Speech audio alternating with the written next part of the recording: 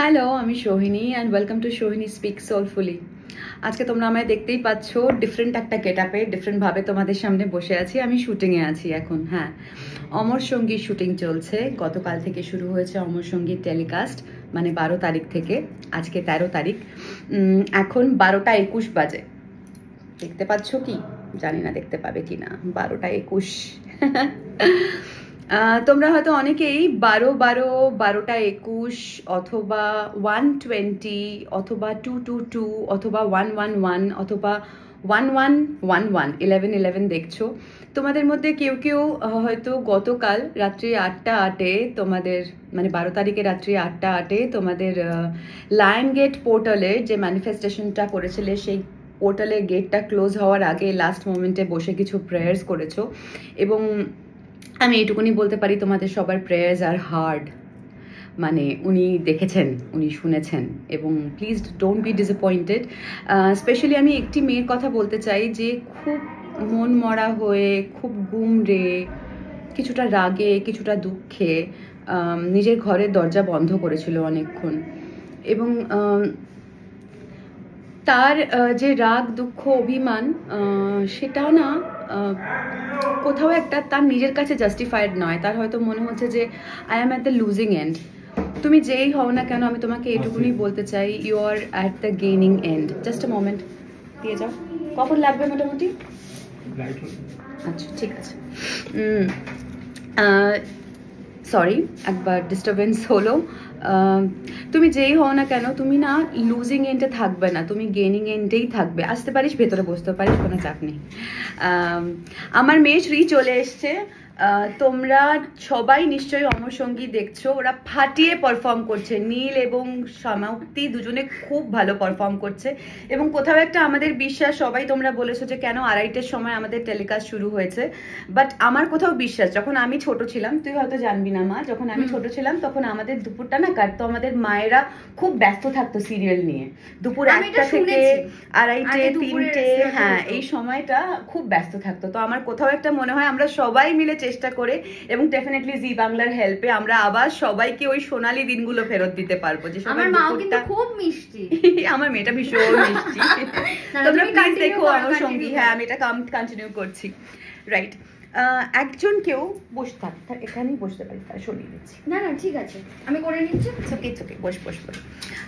একজন কেউ যে বাড়িতে দুপুরবেলা বা রাত্রিবেলা বা সন্ধেবেলা কোনো একটা পার্টিকুলার টাইমে ভীষণ মন খারাপ করে বসেছিলে, এবং সে হয়তো কাঁদছিলে, এবং তার কোথাও একটা মনে হয় যে তার নিজের যে ভাবনা চিন্তাটা, অন করে দে, তার নিজের যে ভাবনা চিন্তাটা সেটা জাস্টিফাইড নয়। তার মনে হয় তার নিজের রাগ, দুঃখ, অভিমানটা জাস্টিফাইড নয়।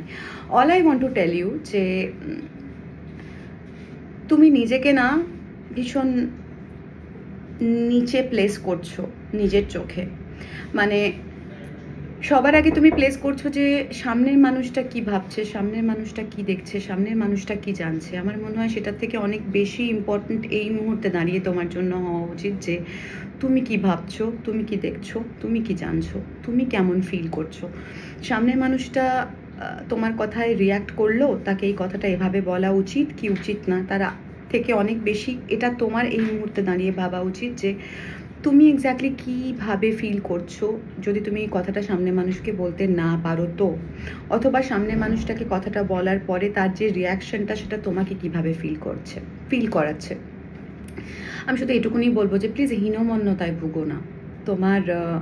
তুমি অনেক বেটার ডিজার্ভ করো, অনেক বেটার কিছু ডিজার্ভ করো, এবং ইউনিভার্স ডেফিনেটলি তোমাকে সেটা ব্লেস করতে চলেছে। তোমাকে শুধু তোমার ফেথটা রাখতে হবে, সেই ফেথটা হারালে চলবে না। তোমাদের মধ্যে একজন লিখেছো, আমাকে এই ফেথ প্রসঙ্গেই মনে পড়লো যে তার গডকে নিয়ে ওসিডি আছে। এটা কি বলো তো, এটা আমি ঠিক জানি না। মানে ওসিডি মানে তো আমি জানি অবসেসিভ কম্পালসিভ ডিসঅর্ডার। গডকে নিয়ে ওসিডি কিভাবে হয়? মানে আমার কাছে ওসিডি ব্যাপারটা যেরকম, সেটা হচ্ছে যে ধরো আমি এই জিনিসটা এখানে রেখেছি, কেউ একটা এটাকে এখানে এভাবে রেখে দিল, আমি আবার যদি আমার ওসিডি থাকে আমি আবার এসে এটাকে এভাবেই রেখে দিয়ে চলে যাব, রাইট? তো এটাকে আমি জানি অবসেসিভ কম্পালসিভ ডিসঅর্ডার বলতে এটাই বোঝায়। কিন্তু গডকে নিয়ে এক্স্যাক্টলি কী ধরনের ওসিডি যদি একটু ক্ল্যারিটি দাও, তাহলে আমারও বুঝতে সুবিধা হয়। বা এরকম হতে পারে যে হয়তো কেউ কেউ গডকে নিয়ে অবসেসড, এবং তাদের ভার্সন অফ রিয়ালিটিতে গড যেরকম, সেটা নিয়ে কেউ কোনো কথা বললে কারোর তার খুব রাগ হচ্ছে, খুব বিরক্তি লাগছে। তোমাদের মধ্যে আরেকজনের কথা আমার বলাটা খুব ইম্পর্টেন্ট, যার অনেকখানি সময় রান্নাঘরে কাটে এবং সে সবার জন্য সব কিছু তৈরি করে, কিন্তু নিজেরটা ভেবে, নিজের ভালোটা ভেবে বা নিজে যেটা পছন্দ করে সেটা ভেবে কিছু বানায় না। আমি তোমাকে বলতে চাই, তোমার নিউট্রিশনের অভাব হচ্ছে, তুমি নিজের খেয়াল রাখছো না। সো তোমাদের মধ্যে কেউ কেউ হবে যার হয়তো খুব রিসেন্টলি গল ব্লাডারে স্টোন ধরা পড়বে। So please be careful. যদি কোনো রকম কোনো সিমটমস থাকে তোমার শরীরের মধ্যে, তোমার ফিজিক্যাল অ্যাপিয়ারেন্সে হয়তো ধরা পড়ছে না, কিন্তু তুমি ভেতর ভেতর ফিল করতে পারছো, তো প্লিজ প্লিজ তোমরা ডাক্তার দেখাও। এটা ট্রিটমেন্ট হওয়াটা খুব দরকার।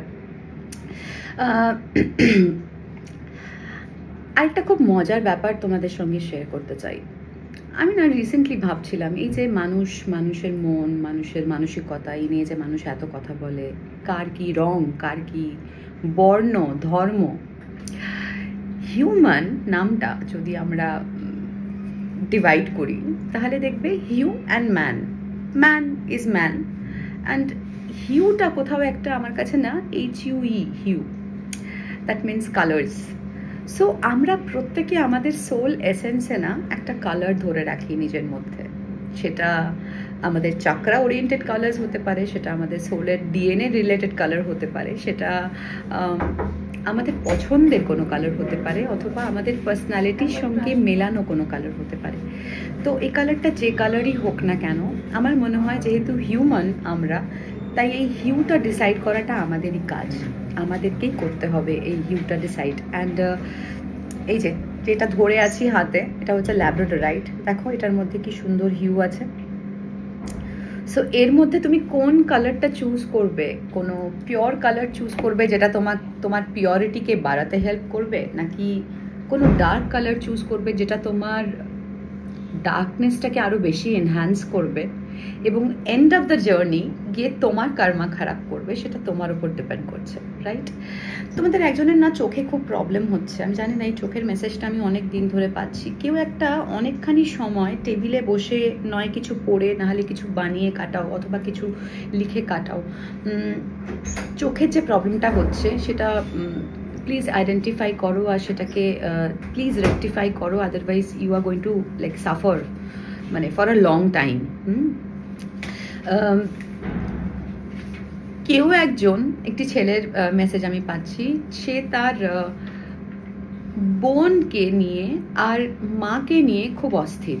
মানে তার বোন এক রকমের কথা বলছে, তার মা আরেক রকমের কথা বলছে, এবং তার কোথাও মনে হচ্ছে যে আমি কোনোটাতেই, মানে কোনোভাবেই এটাকে ম্যানেজ করতে পারবো না। সো সে মানুষটা সারাক্ষণ ছটফট করে যাচ্ছে এবং সে ভাবছে যে সে যাই করছে না কেন সেটা ভুল হয়ে যাচ্ছে। আমি তোমাকে এটা বলতে চাই, তুমি যদি সেই ছেলেটি হও, তোমার গায়ের রং চাপা হতে পারে, তোমার অল্প দাড়ি থাকতে পারে, অথবা তোমার স্ট্রেট চুল থাকতে পারে, কোঁকড়ানো চুল নয়।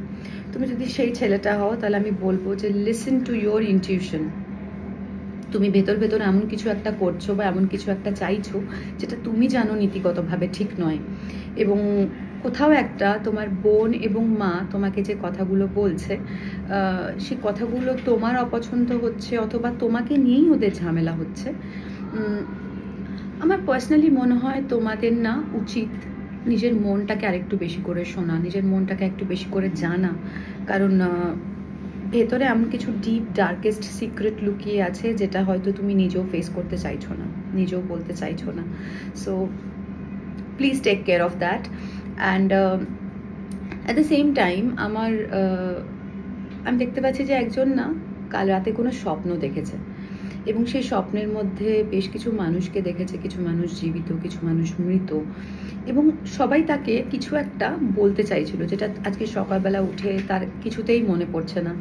আমি সেই মানুষটাকে বলতে চাই, সেই মানুষটা যদি কোনো পাবলিক প্ল্যাটফর্মে থেকে থাকে যেখানে তার মনিটারি কোনো প্রফিট হওয়ার চান্স থাকলেও থাকতে পারে, তাহলে আমি এটুকুনি বলতে পারি যে তোমার যদি চ্যানেল থাকে, তোমার যদি কোনো পেজ থাকে, তোমার যদি এরকম কিছু থাকে যেটা মনিটাইজ হওয়ার ব্যাপার আছে, সেই মনিটাইজেশনটা খুব তাড়াতাড়ি হয়ে যাবে।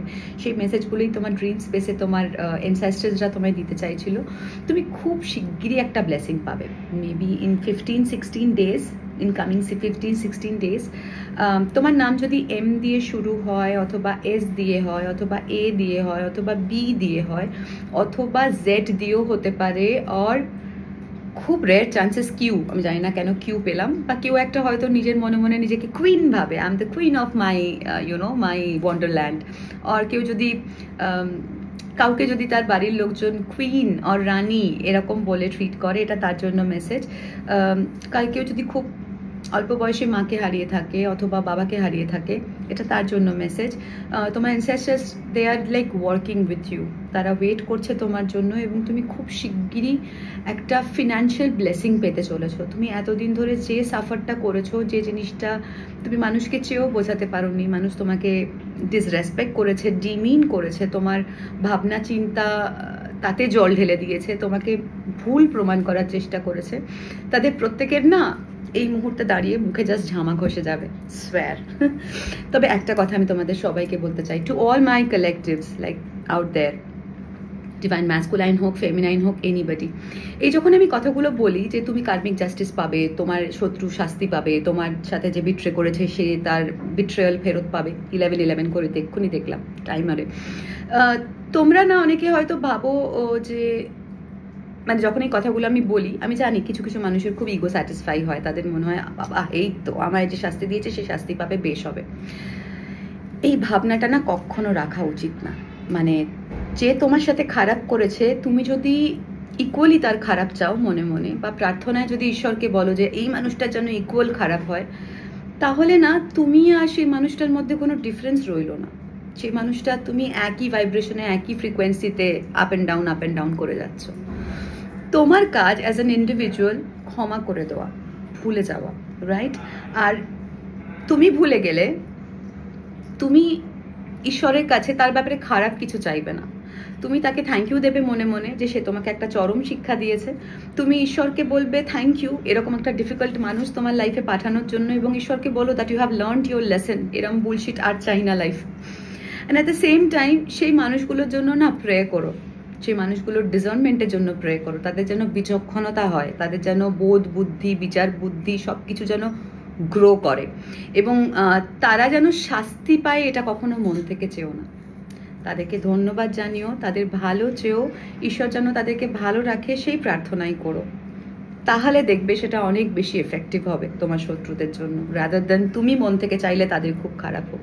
সো কার্মিক জাস্টিসের কথা যখন আমরা বলবো, তখন আমরা কিন্তু মন থেকে ড্রিভেন সিক করবো না, তাহলে আমরা ডিভাইন ফেমিনাইন থাকবো না, ডিভাইন ম্যাসকুলাইন থাকবো না, আমরা ওই পিওর ভেসেলটা থাকবো না যেটা দিয়ে আমরা ডিভাইনকে চ্যানেলাইজ করতে পারি, রাইট? সো আমরা আমাদের তরফ থেকে ভালোটাই চাইবো। তাই সেই মানুষগুলো যদি কালো হয়, মনটা যদি তাদের কালো হয়, আমি কিন্তু বর্ণের কথা বললাম না, I am a brown girl, I know that. So সেই মানুষটার মনটা যদি কালো হয়, সেটাকে তার মতো করে ঠিক ভুলটা ওপরওয়ালা শেখাবে, রাইট? সো আমরা মন থেকে খারাপ চাইবো না। চলো আজকে কুইক একটা সেশন হয়ে গেল, জাস্ট এখন 13-14 মিনিটস, এর মধ্যেই আমি ব্যাপারটাকে র্যাপ করে দেবো। শর্টে যেতে হবে, একটা বড় সড়ো স্ক্রিপ্ট দিয়ে গেছে, সেটা মুখস্থ করতে হবে। আর আমি এত বকবক করছি, আমার মেয়েটা পড়াশোনা করতে পারছে না, বুঝতে পারলে তো? সো মা হিসেবে একটা দায়িত্ব তো আছে। আজকে রাখছি, চেষ্টা করবো আজকে রাত্রিবেলা বাড়িতে গিয়ে একটা বড় সেশন রেকর্ড করার। যদি আজকে না হয় তাহলে কাল পরশু, মানে 15th অগস্টের মধ্যে বড় ভিডিওটা দেওয়ার চেষ্টা করবো তোমাদেরকে। মার্কারি রেট্রোগেট আছে, কথা আটকাচ্ছে জানি, অ্যান্ড প্রচুর টেকনিক্যাল প্রবলেমস হচ্ছে, বাট সেগুলোকে উপেক্ষা করে তোমাদের ভালোবাসা আমাকে আটকে রাখতে পারবে না। খুব শিগগিরই আবার আসছি তোমাদের সামনে। আর হ্যাঁ, যেটা রিকোয়েস্ট করলাম, প্লিজ অমর সঙ্গী দেখো, আর দেখে জানিও আমাদেরকে কেমন লাগলো। ওকে, আজকে এইটুকুনই, আবার খুব শিগগিরই দেখা হচ্ছে। Till then I love you all, bye by.